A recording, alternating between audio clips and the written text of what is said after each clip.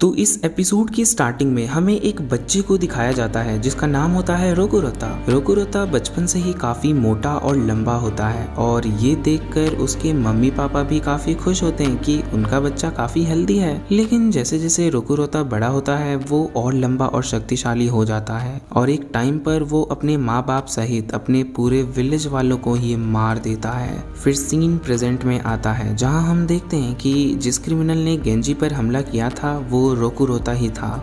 उसने अपने एक ही अटैक से गेंजी के शरीर को फाड़ दिया था और गेंजी काफी दूर जाकर गिरा था, जो देखकर सागिरी काफी परेशान हो जाती है और सोचने लगती है कि अब वो क्या करे। उसके बाद रोकुरोता सागिरी पर ही हमला करने वाला था, लेकिन तभी वहाँ पर गाबीमारू आकर सागिरी को बचाते हुए रोकुरोता को काफी जोर से एक लात मारता है जिससे रोकुरोता दूर जाकर गिरता है। गाबीमारू वहाँ की हालत देखकर सागिरी से पूछता है कि ये क्या चीज है, इसे तो कुछ हुआ ही नहीं। जिस पर सागिरी कहती है कि ये एक काफी खतरनाक क्रिमिनल है और शायद इसने अपने मॉनिटर को भी मार दिया है। उसके बाद रोकुरोता फिर से उठता है और उनकी तरफ अपनी खतरनाक आंखों से देखने लगता है। उसकी आंखों को देखकर गाबीमारू समझ जाता है कि अब ये दोनों यहाँ से भाग नहीं सकते, इसीलिए उन्हें लड़ना ही होगा और गाबीमारू फाइट के लिए तैयार हो जाता है। गाबीमारू सागिरी को वार्न करते हुए कहता है कि मेरी लात का इसके ऊपर कोई असर नहीं पड़ा, मतलब कि ये इवाकाकुरे के शिनोवी की तरह ही स्ट्रॉन्ग है। उसके बाद गाबीमारू अपने चीफ की एक बात याद करता है कि कभी भी किसी से लड़ने से पहले उसकी एक्यूरेट एबिलिटीज को एनालाइज करना चाहिए।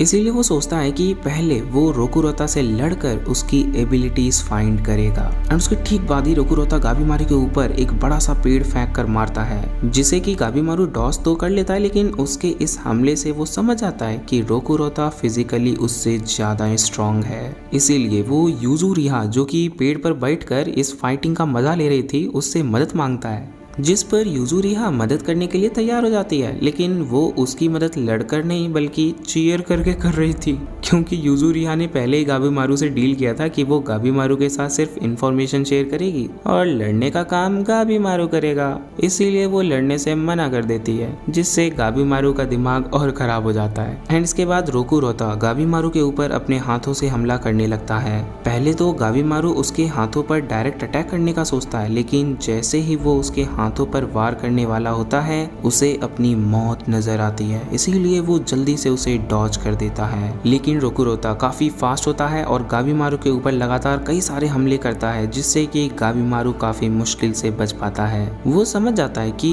उसके क्लोज रेंज में लड़ना बेवकूफी होगी, इसीलिए वो अपने निंजुत्सु स्टोन स्टॉर्म को यूज करता है और उसका इस्तेमाल करके वो उसकी तरफ कई सारे पत्थर फेंकता है जो कि इतने तेज और शार्प होते हैं कि वो पूरे एक पेड़ के आर पार चले जाते हैं। लेकिन रोकुरोता को उससे भी कोई फर्क नहीं पड़ता। ये देखकर वो फिर से अपने एक निंजुत्सु यूनिफॉर्म ब्लेड का इस्तेमाल करता है और अपने कमर पर बंधे कपड़े को निकालकर एक तलवार की तरह रोकुरोता पर हमला करता है, लेकिन रोकुरोता को इससे भी कोई फर्क नहीं पड़ता।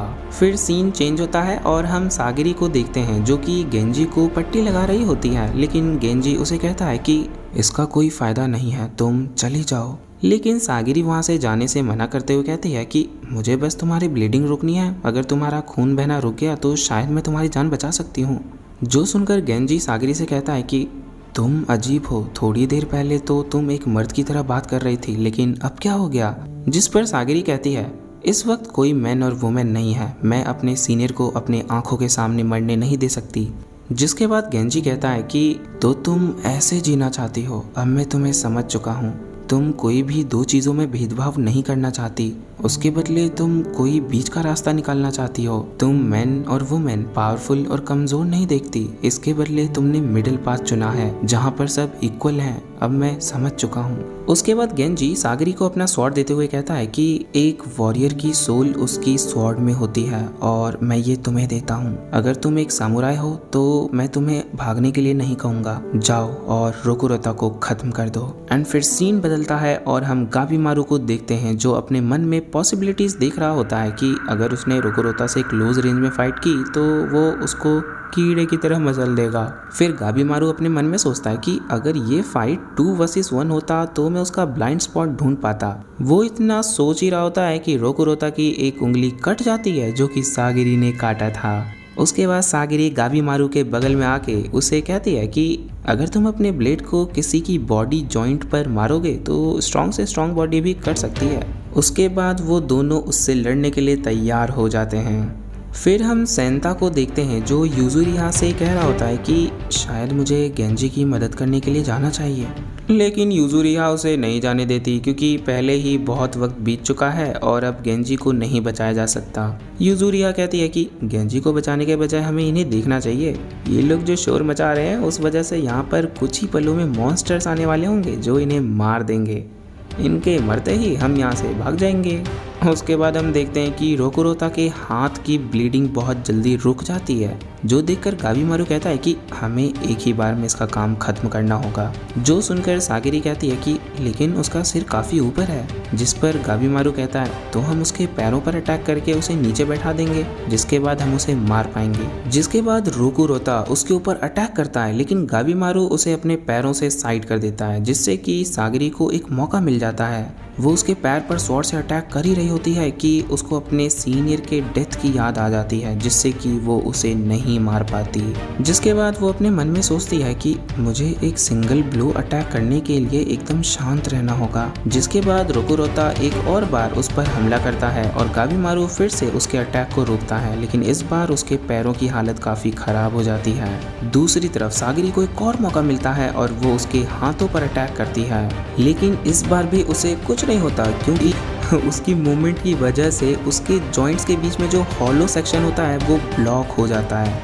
इसीलिए सागिरी कहती है कि अगर हमें उसके सिर को धड़ से अलग करना है तो हमें उसके सिर को नीचे झुकाना ही होगा। ये सुनकर पहले तो गाबीमारू को ये थोड़ा मुश्किल लगता है, लेकिन फिर भी वो ये करने के लिए तैयार हो जाता है। और इससे पहले कि वो लोग कुछ करते, रोकुरोता के पेट में से आवाज़ आने लगती है, मतलब कि उसे भूख लगी है और इसकी वजह से वो काफ़ी ज़ोर ज़ोर से बच्चों की तरह रोने लगता है। लेकिन वो इतना ज़ोर से रो रहा होता है कि उन लोगों के कानों में दर्द होने लगता है। और उसके बाद रोकुरोता रोते रोते ही गाबीमारू के सिर को ज़मीन में गाड़ देता है, जो देखकर सागिरी एकदम शॉक हो जाती है और गाबीमारू की तरफ बढ़ती है। फिर गाबीमारू वहाँ से बाहर आ जाता है और सोचने लगता है कि इसकी एक्स्ट्राऑर्डिनरी पावर तो मुझे लगभग मार ही चुकी थी, लेकिन मैं इसे कंट्रोल कर सकता हूँ। वो इतना कह ही रहा होता है कि तभी उसके मुंह से खून आने लगता है, जो देखकर सागिरी गाबीमारू की तरफ बढ़ती है और गाबीमारू भी उठने की कोशिश कर रहा होता है, लेकिन वो अपने पैर को हिला भी नहीं पा रहा होता है। और उसी वक्त रोकुरोता भी उस पर हमला कर देता है, लेकिन सागिरी बीच में आ जाती है।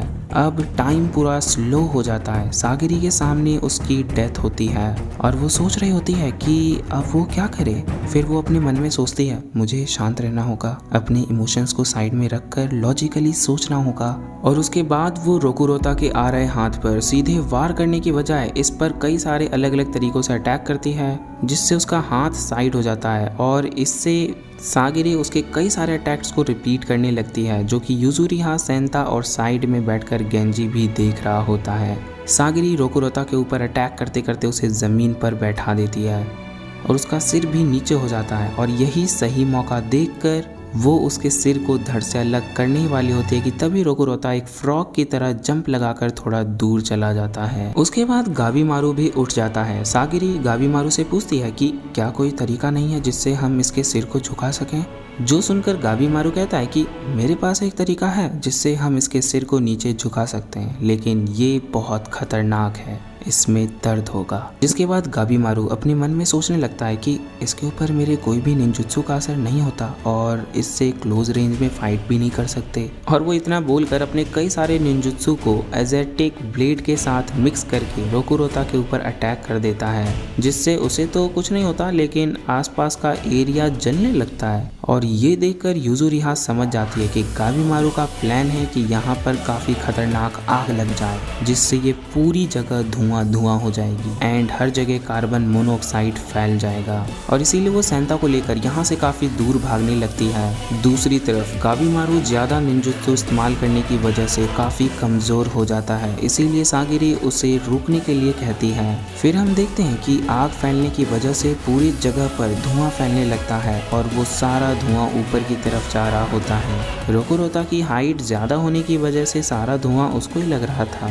रोकुरोता खांसते खांसते नीचे गिर जाता है और सागरी को एक और मौका मिल जाता है उसके हेड को बी हेड करने का। वो उसको मारने के लिए अपना स्वॉर्ड उठाती है, लेकिन वो अचानक से थोड़ी देर के लिए थम जाती है, जैसे कि उसे रोकुरोता के अंदर कुछ नजर आ रहा हो। फिर वो एक सांस लेती है और स्वॉर्ड चला देती है। फिर ये सीन ब्लैक आउट हो जाता है और हमें रोकुरोता का बचपन का सीन दिखाया जाता है, जहाँ पर रोकुरोता के साथ कोई भी नहीं खेलता था, क्योंकि जिसने भी उसके साथ खेलने की कोशिश की वो मारा गया। और इसमें रोकुरोता की भी गलती नहीं थी, उसकी बॉडी की स्ट्रेंथ ही इतनी ज्यादा थी कि वो जिसके ऊपर भी अपना हाथ रखता था वो मारा जाता था। एंड फिर सीन प्रेजेंट में आता है, जहाँ पर हम देखते हैं कि सागिरी ने रोकुरोता के सिर को अलग कर दिया था। फिर गाबीमारू सागिरी से कहता है कि आग ज़्यादा फैल चुकी है और मॉन्स्टर्स भी यहाँ पर आने वाले होंगे, इसीलिए हमें यहाँ से जल्द से भागना चाहिए। उसके बाद वो लोग यहाँ से जाने लगते हैं कि तभी सागिरी गेंजी को देखती है, जो कि अब मर चुका था। लेकिन फिर वो गेंजी की बात याद करती है कि एक असली सामुराई बनो,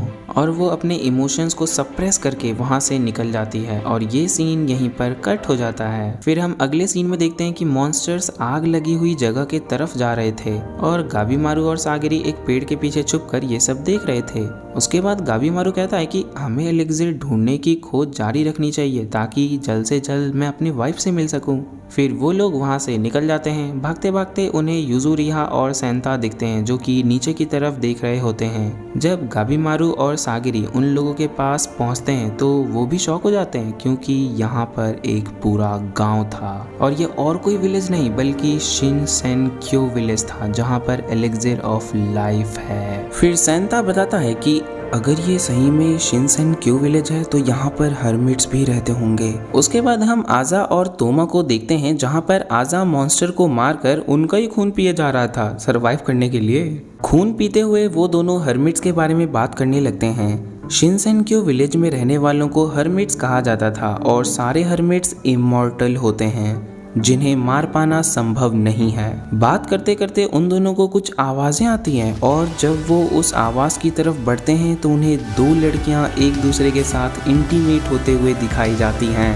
और बस इसी के साथ हमारा ये एपिसोड भी यहीं खत्म हो जाता है। अगला एपिसोड देखने के लिए आप इस चैनल को सब्सक्राइब कर लेना। तो मिलते हैं नेक्स्ट टाइम।